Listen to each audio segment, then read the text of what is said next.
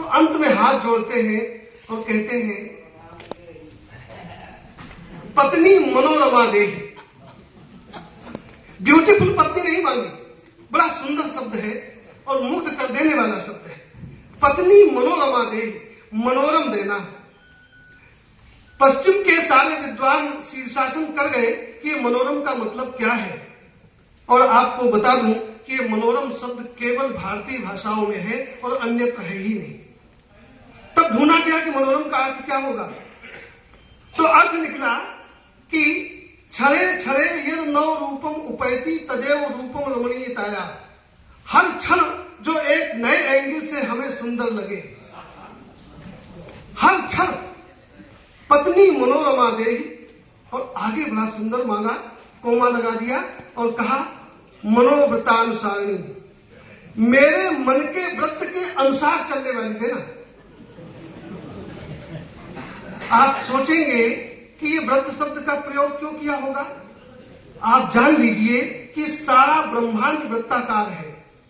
सूर्य उगता है और एक वृत्त में आकर के अस्ताचल पर आता है और फिर उदय हो जाता है। चंद्रमा उगता है, अस्ताचल पर जाता है, पृथ्वी घूमती है, चंद्रमा और सारे ग्रह वृत्ताकार घूम रहे हैं। इसलिए ये विश्व परपेंडिकुलर नहीं है, हॉरिजॉन्टल नहीं है। और कवि कहता है पति मनोव्रतानुसारिणी। आप याद करिए तुलसी की उस अर्धाली को, जिसमें बाबा कहते हैं जब राम केवट को देने के लिए सोचते हैं कि क्या दें, पिए ही की सी जाननहारी। ये मनोव्रत है। पति क्या सोचे पत्नी को पता हो, और उल्टा भी कह दूंगा कि पत्नी क्या सोचे ये भी पति को पता होना चाहिए। ये महिला सशक्तिकरण का समय है। इस महिला सशक्तिकरण के समय में एक आशीर्वाद जो यहाँ पर इसमें होगा, पहले एक ऋषि के पास कोई नवविवाहित गए और उसके चरण छुए तो आशीर्वाद दिया सतपुत्रवती भव।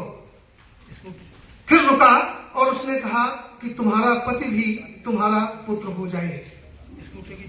ये विषय में छोड़ देता हूं आपके लिए कि सोचते रहिए कि ऐसा क्यों कहा होगा।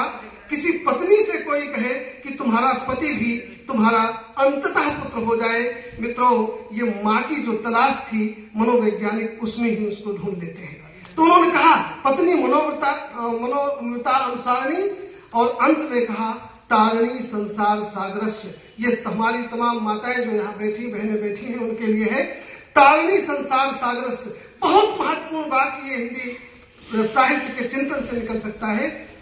पुरुष को अभिमान होगा कि संसार से मैं पार हो जाता हूं या मैं इसको पार करा दूंगा। न, ऋषि कहता है ऐसा नहीं। संसार सागर से तारिणी, मुझे संसार सागर से पार लगा देने वाली पत्नी देना है। जिस समय सुकरात के पास एक शिष्य गया और उसने कहा मित्र गुरुवर शादी करना चाहता हूं, तो सुकरात ने कहा जल्दी कर लो, देर क्यों कर रहे हो। बोले ये आप कह रहे हो। बोले इसमें संदेह की कौन बात, क्योंकि सुकरात की पत्नी रोज सुकरात को पीटती थी, मारती थी और उनको जला भी दिया था उसने। तो सुकरात ने कहा कि सौभाग्य से अगर मेरे जैसी मिल गई तो तुम्हारा सुकरात होना तो तय हो गया, और कुछ बनी तो तुम जानो तुम्हारा भाग्य जाने। तो बहरहाल संसार सागरस्य, और अंत में कहते हैं कुलोद्भवाम, हे मां ऐसी पत्नी देना जो कुल को भी उत्पन्न करे, हमारे पुत्रों को भी जन्म दे। तो पत्नी पर आपकी कविता निसंदेह अच्छी है, और ईश्वर जैसी कि आपकी कामना रहती है ईश्वर के प्रति, ईश्वर पर आपने सजा है। ईश्वर आपको और अच्छा सजने के लिए आशीर्वाद दे, ये मैं कामना करूंगा। पूर्ण होते काल सब आप ही है सृष्टि पालक। ये ईश्वर के लिए धन्यवाद है कि हे भगवान जो कुछ भी आपने दिया वह मुझे स्वीकार है, और जो राम जी की इच्छा वही सब इस संसार में होता है। ये भारतीय चिंतन का अंतिम और लास्ट बिंदु है, जो राम जी की इच्छा वही स्वीकार हो। मित्रों सारे तर्क, सारे संदेह जब समाप्त होते हैं तो अंदर से निकलता है कि हे ईश्वर तुमने जो दिया वो बहुत है, मैं आपके प्रति कृतज्ञता ज्ञापित करता हूं।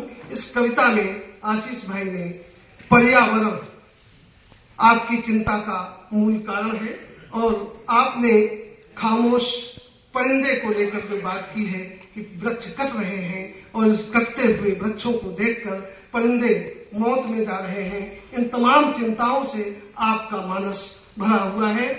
लोग कहते हैं कि लोग लिख क्यों रहे हैं इतना, पढ़ा तो जा ही नहीं रहा है। मैं कहता हूं कि इतनी बड़ी आबादी का देश लिखने वाले हैं कितने? आप जरा अनुपात बैठा लीजिए, 1% भी नहीं निकलेगा। इसलिए ज्यादा विचलित मानस के लोग हमें ज्यादा चाहिए। इस समाज को लिखने वाले लोग ज्यादा चाहिए। जब ज्यादा लिखेंगे तो कम से कम लेखक से तो मैं ये उम्मीद करता ही हूं, कवि से तो पक्की उम्मीद है कि वह कभी भी कोई भी ऐसा कार्य विघटनकारी समाज में नहीं करेगा और जिसकी समाज को बहुत ज्यादा जरूरत है।